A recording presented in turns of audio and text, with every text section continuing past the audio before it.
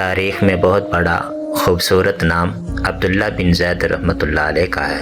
آپ نے ساری زندگی نکاح نہیں کیا، جوانی گزر گئی، بڑھاپا آیا۔ ایک دن بیٹھے حدیث مبارکہ پڑھ رہے تھے تو اس میں نبی کریم صلی اللہ علیہ وسلم کا فرمان پڑھا، جس کا مفہوم یہ تھا کہ جنت میں کوئی اکیلا نہیں ہوگا جو نکاح کی عمر میں نہیں پہنچا، یا پہنچا بھی تو کسی وجہ سے نکاح نہیں ہوا اور وہ مسلمان ہی مرا، تو اللہ تعالیٰ مسلمان مردوں اور عورتوں کا جنت میں آپس میں نکاح کر دے گا۔ جب یہ حدیث پاک پڑھی تو دل میں خیال آیا کہ یہاں تو نکاح نہیں کیا تو جنت میں ہونا ہی ہونا ہے، تو جنت میں میری بیوی کون ہوگی؟ دعا کی، یا اللہ مجھے دکھا تو صحیح جنت میں میری بیوی کون ہوگی۔ پہلی رات دعا قبول نہیں ہوئی، دوسری رات بھی دعا قبول نہیں ہوئی، تیسری رات دعا قبول ہو گئی۔ خواب میں کیا دیکھتے ہیں کہ کالے رنگ کی عورت ہے، حضرت بلال حبشی کے دیس کے رہنے والی، حبشہ کے دیس کی، اور وہ کیا کہتی ہے، میں میمونہ ولید ہوں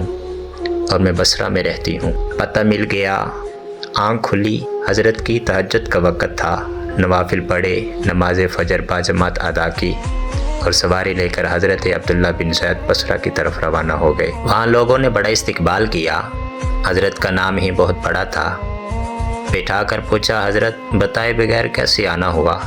خیر تو ہے؟ آپ نے پوچھا، یار یہ تو بتاؤ یہاں کوئی میمونہ ولید رہتی ہے؟ لوگوں نے حیران ہو کر پوچھا، حضرت آپ اتنے دور سے چل کر میمونہ ولید سے ملنے آئے ہیں؟ آپ نے فرمایا، کیوں، اس سے کوئی نہیں مل سکتا؟ جواباً عرض کی، نہیں حضور، وہ تو دیوانی ہے، لوگ اسے پتھر مارتے ہیں۔ حضور نے پوچھا، کیوں مارتے ہیں؟ جواباً کہا گیا، حضور کام ہی ایسے کرتی ہے، کوئی رو رہا ہو تو اسے دیکھ کر ہنسنے لگتی ہے، اور کوئی ہنس رہا ہو تو رونا شروع کر دیتی ہے، اور وہ اجرت پر پیسے لے کر لوگوں کی بکریاں چراتی ہے۔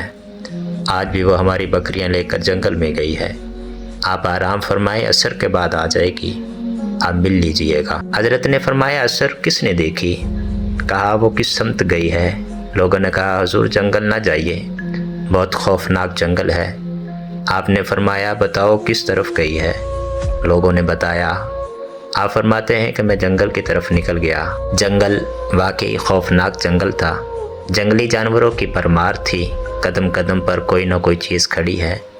آپ فرماتے ہیں، قربان جاؤں اس عورت کی مردانگی پر، اس جنگل میں کس طرح بکریاں چرا رہی ہے، شیروں نے اس کی بکریوں کو ابھی تک کھایا نہیں، اتنے درندے ہیں، سارے مل کر حملہ کرتے تو کیا کرے، یہ اکیلی عورت کس کس کو روکے گی؟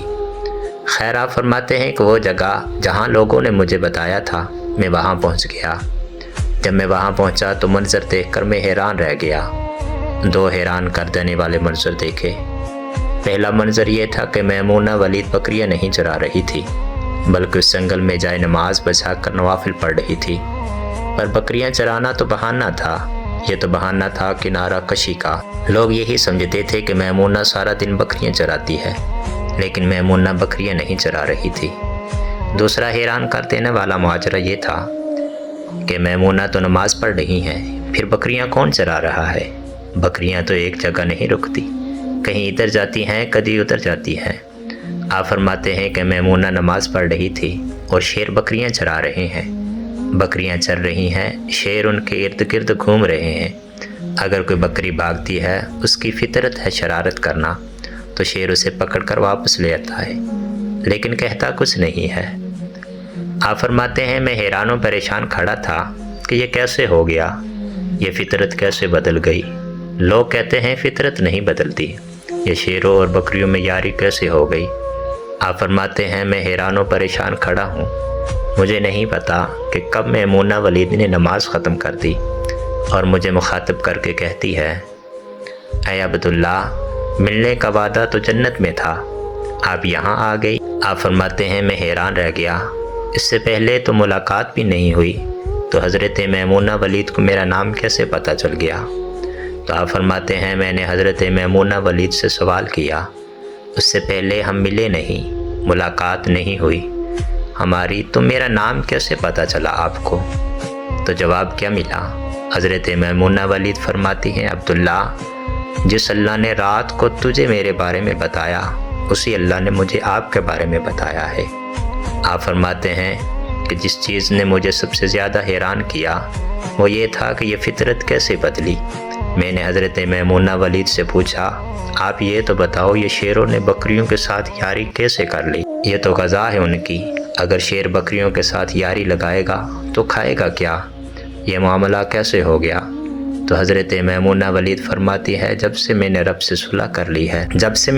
صلح کر لی ہے اس دن سے ان شیروں نے میری بکریوں کے ساتھ صلح کر رکھی ہے۔